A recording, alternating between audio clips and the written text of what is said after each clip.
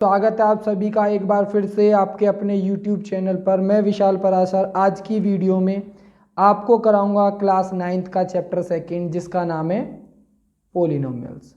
ठीक है, और ये जो हम पॉलिनोमियल्स पढ़ रहे हैं इसका सिर्फ क्लास 9th से लेना देना नहीं है। ये 8th क्लास का कोई बच्चा हो, 7th का कोई बच्चा हो या 10th का कोई बच्चा हो, सबके लिए इम्पोर्टेंट चैप्टर है। और इस वाली वीडियो में हम करेंगे इस चैप्टर का इंट्रोडक्शन। ठीक है, तो जो चैनल पर नए हैं वो चैनल को सब्सक्राइब करें और जो पुराने हैं वो इसको लाइक और शेयर करेंगे। ठीक है, तो इंट्रोडक्शन में सबसे पहले मैं बात करता हूँ पॉलिनोमियल होता क्या है।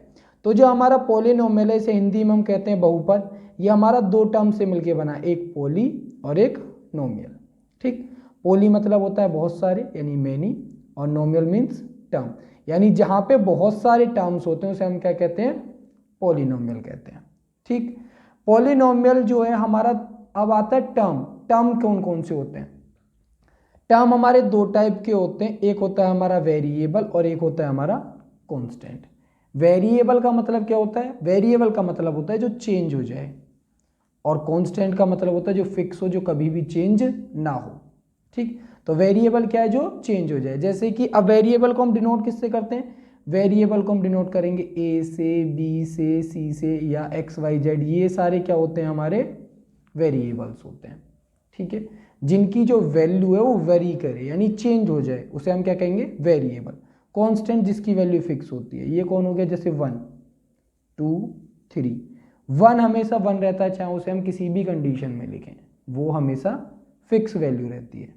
ठीक है, इसके बाद अगला पॉइंट आता है हमारा अलजेब्रिक एक्सप्रेशन, जिसे हम हिंदी में क्या कहेंगे? बीजगणितीय व्यंजक।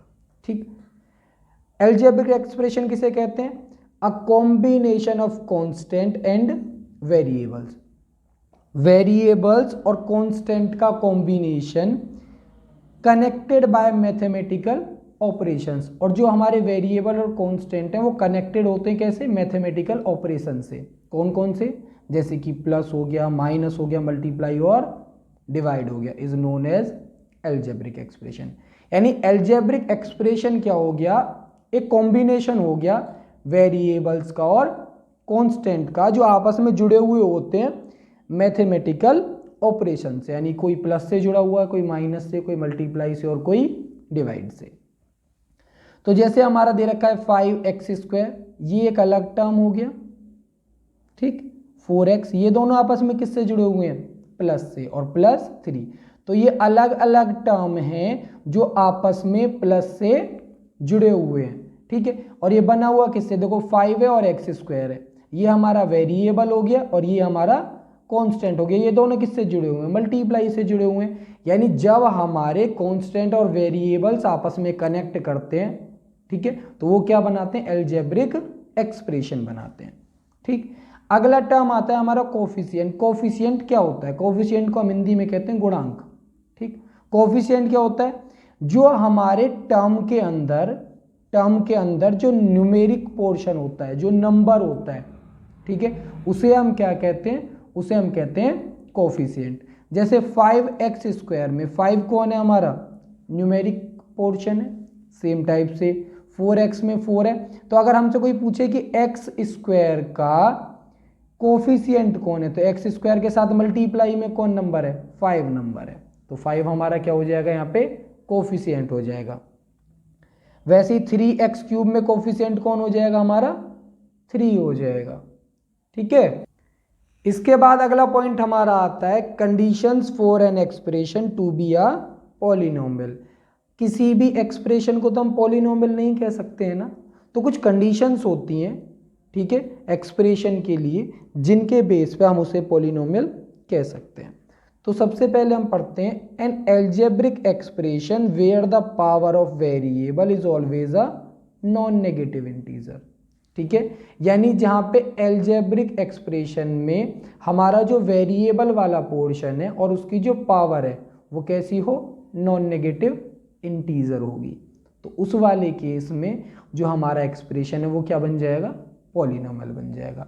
तो ये 4 कंडीशंस दे रखी हैं, अगर वो 4 कंडीशंस को फॉलो करती है हमारी एक्सप्रेशन या हमारा वेरिएबल, तो वो हमारा क्या बन जाएगा? पॉलिनोमियल। सबसे पहली कंडीशन है कि जो हमारा वेरिएबल है उसकी पावर कभी भी नेगेटिव नहीं होनी चाहिए। ठीक। दूसरी बात, हमारा जो वेरिएबल है कभी भी डिनोमिनेटर में नहीं होना चाहिए। इनकेस अगर वो x मल्टीप्लाई 1/x है तो यहाँ पे तो देखो कैंसिल हो जा रहा है, उससे इशू नहीं है। मतलब ये है कि जब हम सॉल्व करें, सॉल्व करने के बाद जो लास्ट में हमारा वेरिएबल हो वो कभी भी डिनोमिनेटर में नहीं होना चाहिए। थर्ड कंडीशन, जो हमारा वेरिएबल है उसकी पावर कभी भी फ्रैक्शन में नहीं होनी चाहिए, ऑलवेज होल नंबर हो। ठीक है, कंडीशन दे रखी है ना, non negative integer. Non negative के कंडीशन कौन होते हैं? या तो 0 आएगा, या तो 1 आएगा, या तो 2 आएगा, या तो 3 आएगा, ये सारे नंबर्स आएंगे। ठीक है। चौथी कंडीशन है हमारी कि x के ऊपर यानी वेरिएबल के ऊपर कभी भी रूट नहीं होना चाहिए। अगर ये 4 कंडीशंस हमारी एक्सप्रेशन में नहीं है तो हमारी एक्सप्रेशन क्या बन जाएगी? पॉलिनोमियल बन जाएगी। एक्सप्रेशन से हमारा पॉलिनोमियल बन गया। अब पॉलिनोमियल को लिखने का स्टैंडर्ड फॉर्म क्या होता है? पॉलिनोमियल का स्टैंडर्ड फॉर्म होता है कि पॉलिनोमियल में जो हमारा वेरिएबल है यानी कि x है उसकी पावर या तो असेंडिंग ऑर्डर में होनी चाहिए या तो डिसेंडिंग ऑर्डर में होनी चाहिए। यानी पावर या तो बढ़नी चाहिए या तो घटनी चाहिए। अगर पावर हमारी घट रही है या बढ़ रही है तो उस वाली फॉर्म को हम क्या कहते हैं? स्टैंडर्ड फॉर्म कहते हैं। जैसे यहाँ पे x की पावर कितनी है? 3, नेक्स्ट वाले में 2, यहाँ वाले में कुछ भी नहीं है मीन्स 1, और नेक्स्ट वाले में x की पावर 0 हो गया। यहाँ पे डिसेंडिंग में जा रही है 3, 2, 1 और 0। यहाँ वाले में देखो यहाँ पे x नहीं है मीन्स 0 हो गया, यहाँ पे 1 हो गया, यहाँ पे 2 हो गया और यहाँ पे 3। यहाँ पे पावर बढ़ रही है तो या तो पावर बढ़नी चाहिए या तो पावर घटनी चाहिए। अगर हमारा इस टाइप से लिखा हुआ है 3x + 2 + 5x², तो ये जो है ये स्टैंडर्ड फॉर्म नहीं है, क्योंकि देखो यहाँ पे 1 पावर है, यहाँ पे 0 पावर है और यहाँ पे 2 है। ना तो ये असेंडिंग हो रहा है ना तो ये डिसेंडिंग हो रहा है, तो ये हमारा स्टैंडर्ड फॉर्म नहीं होगा। स्टैंडर्ड फॉर्म क्या होगा? जो हमारी पावर है वेरिएबल की वो या तो असेंडिंग हो या तो डिसेंडिंग हो। अब हमारी जो एक्सप्रेशन होती है उसके 3 टाइप्स तय होते हैं। कौन कौन सा? सबसे पहले नंबर पे मोनोमियल। मोनोमियल का मतलब होता है 1 मतलब जब हमारी एल्जेब्रिक एक्सप्रेशन हमारे सिर्फ एक सिंगल टर्म के साथ हो, यानी एक्सप्रेशन दे रखी है और उसमें कितना टर्म हो? सिर्फ एक टर्म हो, उस वाली एक्सप्रेशन को हम क्या कहेंगे? मोनोमियल एक्सप्रेशन कहेंगे। लेकिन उसमें कई सारे वेरिएबल्स हो सकते हैं, हमें कोई फर्क नहीं पड़ता। अगर वो सिर्फ x² लिखा हुआ है तब भी वो मोनोमियल है। वो x/y², यहाँ पे देखो अब हमारे 2 वेरिएबल हो गए, ठीक है, इससे भी हमारे पास कोई इशू नहीं है। और यहाँ पे x, y, z, a और इस पूरे की पावर 7, ये तब भी हमारा क्या रहेगा? मोनोमियल ही रहेगा। ये बाइनोमियल कब बनेगा? बाइनोमियल मतलब जिसमें 2 हमारे टर्म आ जाएंगे, ठीक है, जैसे कि 2x + 3y, यानी जब हमारे 2 मोनोमियल या तो उनका सम होगा, यानी या तो वो जुड़ेंगे या तो वो डिफरेंस या तो वो माइनस होंगे। अगर ऐसा कुछ होता है तो उसे हम क्या कहते हैं? बाइनोमियल कहेंगे। मीन्स अगर वो हमें 2x³ - 5xy लिख के देता है तो ये भी हमारा क्या हो जाएगा? बाइनोमियल। क्यों? क्योंकि इसमें हमारे कितने टर्म्स हैं? 2 टर्म्स हैं। उसके बाद आता है हमारा क्यूबिकल एक्सप्रेशन। तो क्यूबिकल में क्या होता है? देखो मोनोमियल में 1 था, बाइनोमियल में 2, तो क्यूबिकल में कितने हो जाएंगे? हमारे 3 टर्म हो जाएंगे, यानी कि 3x - 2y और प्लस का 5z। उसने हमें ऐसा कुछ नहीं बोला है कि हमें एक वेरिएबल चाहिए, 2 वेरिएबल चाहिए, 3 वेरिएबल, ये हमारी क्वेश्चन की कंडीशन पे बेस्ड होगा। लेकिन तब भी हमें क्या देखना है? सिर्फ वहाँ पे टर्म कितने हैं। वहाँ पे हमारे कितने टर्म्स हैं? 3 टर्म्स है, तो ये कैसा हो गया? हमारा क्यूबिकल एक्सप्रेशन हो गया। इसके बाद अगला पॉइंट आता है हमारा degree of polynomial. Degree of polynomial को हम हिंदी में कहते हैं बहुपद की घात। ठीक, डिग्री क्या होता है? Greatest power of variable in a polynomial is called degree of polynomial. यानी हमारे पास एक पॉलिनोमियल दे रखा है, उस पॉलिनोमियल का जो वेरिएबल है उस वेरिएबल की ग्रेटेस्ट पावर या हाईएस्ट पावर को हम क्या कहते हैं, डिग्री ऑफ पॉलिनोमियल कहते हैं। यहाँ पे देखो वेरिएबल ये रहा और वेरिएबल ये रहा, यहाँ पे वेरिएबल की पावर 2 है और यहाँ पे वेरिएबल की पावर 1 है। जहाँ पे कुछ नहीं होता वहाँ पे 1 होता है, ठीक है। तो यहाँ पे वेरिएबल की मैक्सिमम पावर कितनी है, 2, तो इसकी डिग्री कितनी हो जाएगी हमारी, इसकी डिग्री हो जाएगी हमारी 2।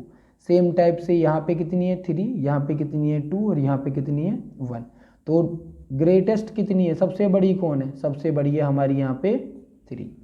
तो जो सबसे बड़ी पावर होती है पॉलिनोमियल की वो क्या होती है, हमारी डिग्री होती है। इसके बाद हमारा आता है, जैसे हमारे एक्सप्रेशन के टाइप्स होते थे सेम टाइप से हमारे पॉलिनोमियल के टाइप होते हैं। तो सबसे पहले नंबर पे आता है हमारे पास लीनियर पॉलिनोमियल। लीनियर पॉलिनोमियल क्या होता है, लीनियर पॉलिनोमियल होता है जिस पॉलिनोमियल की डिग्री 1 होती है। जिस पॉलिनोमियल की डिग्री कितनी होती है, 1 होती है, उसे हम क्या कहते हैं, लीनियर पॉलिनोमियल कहते हैं। जैसे 2x + 3y, देखो इसकी भी पावर 1 है और इसकी भी पावर 1 है, तो मैक्सिमम पावर कितनी है इसकी, 1 है, तो ये क्या हो गया हमारा लीनियर पॉलिनोमियल हो गया। अब यहाँ पे देखो हमने जो पीछे पढ़ा था वो मोनोमियल था, वहाँ पे एक टर्म की कंडीशन थी, यहाँ पे एक डिग्री की कंडीशन है, ठीक है। सेम टाइप से क्वाड्रेटिक पॉलिनोमियल, जहाँ पे हाईएस्ट पावर कितनी होगी, 2 होगी, यानी डिग्री कितनी होगी 2। जैसे कि 5x² + 3y, तो यहाँ पे कितना है, 2 है। उसी के बाद आता है हमारा क्यूबिक पॉलिनोमियल, यानी जहाँ पे डिग्री कितनी होगी, 3 होगी, यानी कि 7x³ + 5, यहाँ पे डिग्री कितनी है, 3 है, तो ये क्या हो गया हमारा क्यूबिक पॉलिनोमियल हो गया, ठीक है। तो ये मैंने आपको इंट्रोडक्शन करा दिया है, ठीक है। और इंट्रोडक्शन के बाद जो आपका कोई डाउट बच जाता है तो आप मेरे को कमेंट कर सकते हैं। Thank you.